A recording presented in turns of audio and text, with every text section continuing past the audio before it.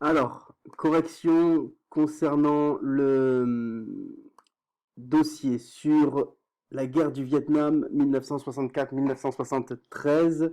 Donc, je ne vais pas relire les documents, je vais vous donner simplement les réponses que j'attendais de vous. Alors, première question, donc, pourquoi les États-Unis interviennent-ils au Vietnam? Alors, vous avez la réponse en partie dans l'introduction au nom du containment, c'est-à-dire que c'est cette idée que on doit endiguer, créer comme une espèce de une barrière autour de certains pays que l'on dit démocratiques.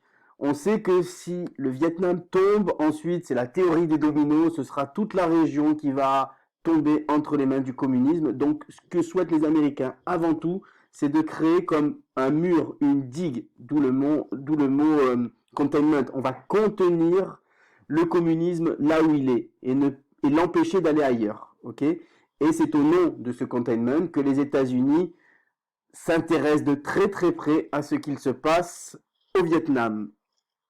Alors, deuxième question, comment ce conflit s'insère-t-il dans la guerre froide? Documents 1, 2 et 5. Alors, premier document, évidemment, nous avons le nord vietnamien qui est entretenu, ou du moins qui est appuyé par les deux puissances communistes de l'époque, que sont la Chine et l'Union soviétique.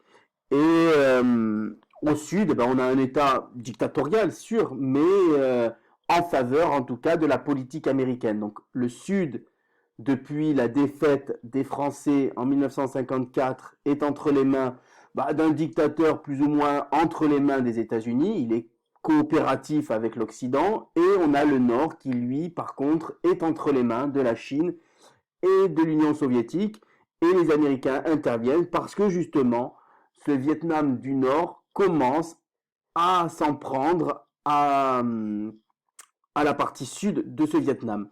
Alors, puisqu'il faut reprendre les deux autres documents, document 2, l'objectif des États-Unis, endiguer le communisme, comme je vous l'ai dit, endiguer, c'est créer une digue. Une digue, vous savez, c'est ce qu'il y a dans, dans les ports, par exemple, où quand la mer a tendance à aller vers la terre, eh ben, on va créer un barrage. Voilà, c'est créer un barrage, barrer justement le Vietnam de l'influence communiste. Donc c'est au nom de cette idée-là que les Américains donnent leur accord, c'est-à-dire le Sénat et la Chambre des représentants sont d'accord pour intervenir au Vietnam parce qu'on sait que le Vietnam du Sud est menacé par le communisme. Et enfin, le cinquième document, alors là, on a tout à dire concernant ce document. Euh, Ce document, comment s'insère-t-il dans la guerre froide? Alors là, on voit aussi que Henry Kissinger, qui est le conseiller d'État, c'est-à-dire l'homme de confiance de Richard Nixon, il écrit ce texte en 1981. Son livre Diplomatie est essentiel pour celui qui veut étudier les relations internationales. Je crois que ce livre-là est considérable. Alors là, je vous ai mis la photo de Johnson, celui qui obtient justement l'accord du Sénat et de la Chambre des représentants pour envoyer des troupes, c'est-à-dire des soldats au Vietnam. Je vous ai mis à la suite de ça Henry Kissinger et Richard Nixon. Et enfin, le livre de Kissinger, Diplomatie, ici, c'est une photo de la conférence de Berlin 1885. Donc, il revient un petit peu sur ce qu'il en était de... Alors, où est mon document? Je me souviens plus. Il en revient sur son expérience, ou du moins sur l'erreur qu'a commise les États-Unis d'intervenir au Vietnam. Alors, une Amérique profondément divisée, une Amérique qui ne soutient plus du tout la politique américaine. Elle pense justement que envoyer des jeunes soldats à l'autre bout du monde, ce n'est pas souhaitable pour les Américains. Vous savez, nous sommes en 1965, 20 ans après la Seconde Guerre mondiale, les jeunes ont 20 ans, ils n'ont pas connu la Seconde Guerre mondiale et ils ne veulent pas aller se battre pour des Vietnamiens. Pourquoi aller se battre si loin? Voilà ce que mince, ce que dit ici l'échec de cette intervention américaine. Alors, moi, il y a quelque chose qui me plaît dans cette intervention américaine au Vietnam, c'est la théorie des coûts irrécupérables. Alors, si vous avez l'occasion, allez chercher, c'est un terme économique, la théorie des coûts irrécupérables, c'est une théorie qui démontre que quand on a commencé à dépenser quelque chose pour un projet, on ne s'arrête plus tant que le projet n'a pas été abouti. D'accord? C'est exactement ce qu'il s'est passé au Vietnam. L'Amérique a envoyé plusieurs jeunes, puis des dizaines, puis des centaines de milliers, vous voyez. Et quand on commence un projet, on veut aller jusqu'au bout parce qu'on se dit que si on part, on abandonne le projet et on ne veut pas abandonner le projet. Et pourtant, dès le début, des spécialistes américains, des spécialistes militaires disaient on va perdre cette guerre. Mais parce qu'on avait envoyé beaucoup de jeunes, on ne voulait pas annoncer qu'on avait fait fausse route, c'est-à-dire qu'on s'était trompé. Vous voyez? C'est ça la théorie des coûts irrécupérables. Dès le début, on sait qu'on n'y arrivera pas, ou du moins on suppose qu'on n'y arrivera pas, et à partir du moment où l'on a dépensé de l'argent, des hommes, de la volonté, on ne revient plus en arrière. Et c'est le problème qu'a connu ici les États-Unis au Vietnam, c'est qu'à aucun moment, jusqu'à la fin, ils n'ont pas voulu revenir en arrière.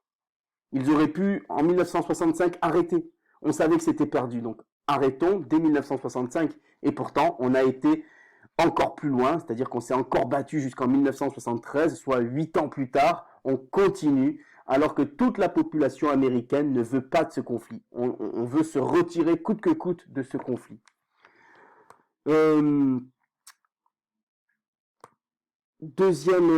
Troisième question, pardon, j'ai été un petit peu...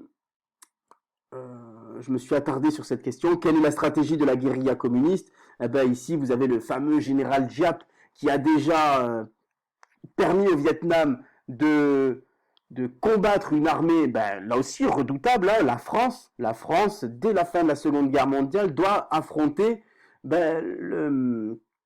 son ancien territoire colonial, l'Indochine. Et c'est ce même général Giap qui, en 1954, défait, il arrive à battre l'armée française le 7 mai 1954 dans la plaine de Dien Bien Phu, en France. C'est une catastrophe militaire, Dien Bien Phu. On le doit à ce général, et c'est ce même général qui va combattre les troupes américaines. Alors, quelle est sa stratégie? Regardez, initiative, souplesse, rapidité, surprise, promptitude dans l'attaque et le repli. On va constamment embêter, on va constamment montrer que l'on est présent. Regardez, à la fin, c'est encore plus explicite, hein. Par de petites victoires, user peu à peu les forces de l'ennemi et du même coup, entretenir et accroître la nôtre. Des petites victoires. Voilà, en fait, la stratégie mise au point par le général Giap. Et c'est de cette manière que les Vietnamiens vont réussir à combattre les Français, puis 10 ans plus tard, les Américains. Quatrième question, pourquoi cette photographie a-t-elle marqué les esprits? Oui, parce que ici ce sont des enfants. Les enfants victimes de la guerre, on ne tolère pas, on ne peut pas tolérer des enfants victimes d'un conflit. D'accord? Et puis, de quelle manière ont-ils été victimes? Par la chose la plus brutale que l'on puisse, c'est du napalm. Le napalm, c'est un gaz meurtrier qui élimine à la base, c'est les plantes, hein. On met du napalm sur les plantes pour tuer les mauvaises herbes. C'est ce napalm-là que l'on va utiliser pour raser des forêts entières. Et dans ces forêts, naturellement, nous avons des enfants. Alors cette petite fille, cette photo, c'est peut-être l'une des 10 photos les plus connues au monde. Et cette petite fille est devenue par la suite ambassadrice. Alors je vous ai mis une photo, ambassadrice à l'UNESCO. Vous voyez, c'est cette dame qui était à l'origine, cette jeune fille.